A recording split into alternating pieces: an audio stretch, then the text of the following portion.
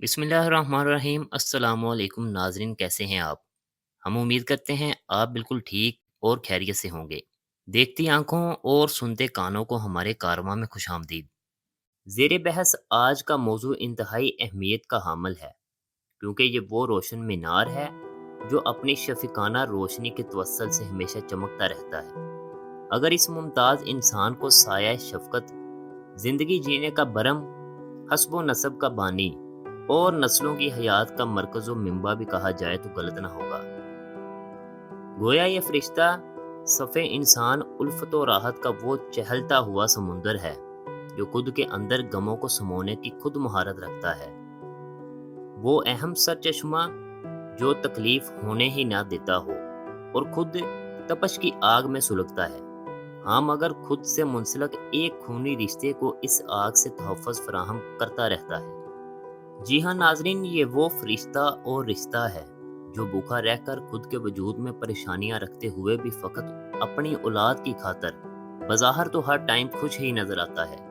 बेशक इन बेहतरीन अलकाबात से नवाजे जाने वाली शख्सियत जो आज हमारा मौजू है, उसकी पहचान और उसकी शान के लिए रब्बे काबा ने उसका नाम बाप रखा है। दरअसल वालद एक अरबी जुबान का लफ्ज़ है जो 4 हरफों का मरकब है, यानी कि वाव से वलायत और वफा, अलिफ से आला और एसार, लाम से लुत्फ और दाल से दनाई और दस्तगीरी। इन सारी सफ़ात का हामिल बाप यानी कि वालिद है। बाप ना कि सिर्फ एक बाप है, बल्कि वो एक मुहाफ़िज़ और उस्ताद जैसी बाइज़्ज़त सिफ़ात का वाहिद यकता मालिक है। एक ऐसा शख्स जो आपके गिरने पर आपको उठाता है, आपको हौसला बख्शता है और यूं दोबारा आपको कोशिश करने का हौसला देता है। अक्सर बेटे का पहला हीरो और बेटी का पहला प्यार बाप जैसी पर्सनैलिटी को ही तस्वर किया जाता है। बेशक माँ अल्लाह की बेहतरीन नेमतों का नज़ूल है, तो वहीं बाप भी रब्बे काबा की अजीम शान रहमतों से माला माल शख्स है। तपती धूप से अगर औलाद को माँ बचाकर छाँव में लाती है, तो वहीं बाप उसी तपती धूप में रहकर मेहनत मजदूरी या फिर ऑफिस वगैरह में जाकर बच्चों की ख्वाहिशात को पूरा करता है, उनकी ज़रूरियात, तालीम और उनकी आसाइश को यकीनी बनाता है। देखने और सुनने वालों, ये वो तल्ख हकीकत है जो आप रोज़मर्रा की ज़िंदगी में देखते और सुनते होंगे। अगर किसी का बाप इस दुनिया से रुखसत हो जाए, गोया बच्चे की दुनिया ही वीरान हो जाती है। अगर ये कहा जाए तो गलत ना होगा, बाप की मौत के बाद औलाद को मखमल के तकिए पर भी नींद नहीं आती। दीन इस्लाम की रूह से देखा जाए तो प्यारे आका हज़रत मोहम्मद सल्लल्लाहु अलैहि वसल्लम की बेटी जनाब सैयदा फ़ातिमातुज़ ज़हरा सलामुल्लाह अलैहा ने अपने बाबा का सोग मनाया और यतीमी का सदमा सहा। ना पूछ आज हमसे, ये सदमा अजीम है, मर जाए जिसका बाप वो बच्चा यतीम है। दोस्तों, बाप बाजू भी है और कमर भी। बाप भी माँ की मानद है।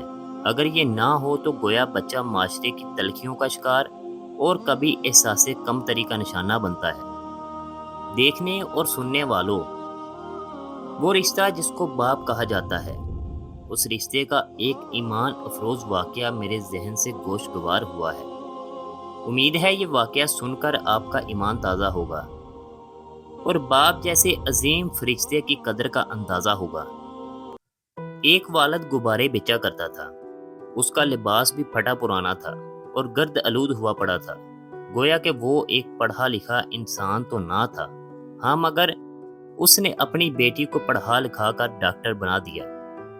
अब वो गुब्बारे बेचते हुए उस सड़क पर जा पहुंचा जहां उसकी बेटी अपनी फ्रेंड्स के साथ जा रही थी। नाजरीन, बाप अपनी बेटी के करीब हुआ और उसे मुखातब किया, ए बेटी। नाजरीन, अल्फाज को अपने दिल में जगह दीजिएगा। दिल दहला देने वाले वो अल्फाज जिनको सुनकर आप भी हैरान हो जाएंगे। अभी उसने बेटी कहा ही था, उस बाप की वो बेटी जिसे खुद फकीरी की हालत में रहकर शहजादी बना कर रखा था। वो बोली, आप कौन हैं? मैं आपको नहीं जानती, चलो सहेलियों कहीं और से टैक्सी कर लेते हैं। बाप को बहुत दुख हुआ और वो बच्चों की तरह रोया। گھر آیا تو سوچتا رہا کہ بیٹی نے ایک بار نہیں سوچا مجھے کتنی تکلیف ہوگی۔ کچھ ہی دیر کے بعد بیٹی گھر آئی تو اس نے اس حرکت پر باپ سے معافی طلب کرتے ہوئے کہا کہ ابو وہاں سب دوستیں کیا سوچیں گی اگر میں آپ کو پہچان لیتی اور ان کو پتہ چل جاتا کہ میرا باپ ایک گوارے والا ہے تو مجھے اس میں شرمندگی محسوس ہوتی۔ بس یہی وجہ تھی کہ میں نے آپ کو پہچاننے سے انکار کر دیا، جس کا مجھے بہت دکھ ہوا۔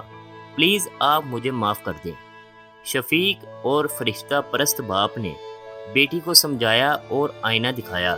وہ مت بھولے کہ کس محنت سے اس غریب انسان نے اسے پڑھایا لکھایا اور آج اس مقام تک پہنچایا کہ وہ معاشرے کی سخت دھوپ سے محفوظ رہے، جس دھوپ کو اس کے باپ نے ساری زندگی سہا۔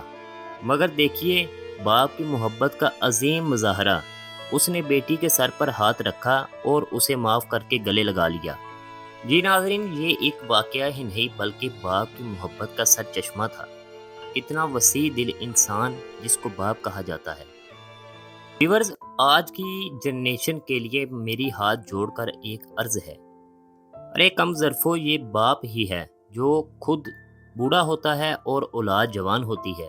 اس کے چہرے پر اور اس کی کمر پر بل پڑتے ہیں اور اولاد کا سینہ چوڑا ہوتا ہے۔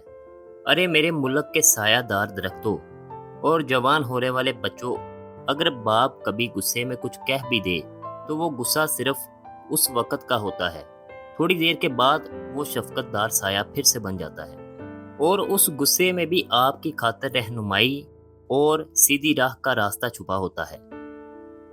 دیکھنے اور سننے والوں کے لیے آخری پیغام، باپ کی جوتیاں سیدھیاں کیا کرو، کبھی کسی کی جوتی سیدھی کرنے کی ضرورت نہیں پڑے گی۔ اس کے سامنے جھکا کرو، کبھی کسی جگہ اور کسی کے آگے جھکنے کی ضرورت نہیں پڑے گی۔ مسکرا کر اس کو سینے لگایا کرو، کبھی کوئی پرفیوم لگانے کی ضرورت نہیں پڑے گی۔ اللہ کے بندو، اس سے دعا کروایا کرو، کبھی کسی کو دعا کرنے کے لیے کہنے کی ضرورت نہیں پڑے گی۔ باپ کی تلخی اور گالیوں کو برداشت کیا کرو، زمانے کی تلخیاں سہنے کی نوبت ہی نہیں آئے گی۔ ویورز، ماں باپ کے پاس بیٹھا کرو۔ آج کل ماں باپ کے پاس بیٹھ کر بھی ہم ماں باپ کے پاس نہیں ہوتے۔ خدارا یہ عظیم تحفے زندگی میں بار بار نہیں ملتے، ان کو منا کر جنت کما لیجئے۔ ویورز، آج میں آپ کو 2 فائدے ماں باپ کے پاس بیٹھنے کے بتاؤں گا۔ ایک تو آپ کبھی بڑے نہیں ہوں گے، اور دوسرا ماں باپ کبھی بوڑھے نہیں ہوں گے۔ ہاں، مگر اگر اولاد موبائلوں کو چھوڑ کر ماں باپ سے باتیں کرے، ان سے پوچھے ان کا حال احوال، ان سے پوچھے ان کا درد و بیاں، ان سے پوچھے ان کے زندگی کے آثار، ان سے پوچھے زندگی کا تجربہ اور زندگی کے حاصل لا حاصل، ان سے پوچھے۔ ناظرین، یہ تھی اس ناچیز کی طرف سے آپ کی خدمت میں انفارمیشن، سبق، اویئرنیس اور موٹیویشن۔ انشاءاللہ ملتے ہیں بہت جلد اگلی ویڈیوز کے ساتھ۔ تب تک کے لیے اپنا، اپنے آس پاس اور عام خاص سب کا خیال رکھیں۔ اللہ آپ کا حامی و ناصر ہو۔ اللہ نگہبان۔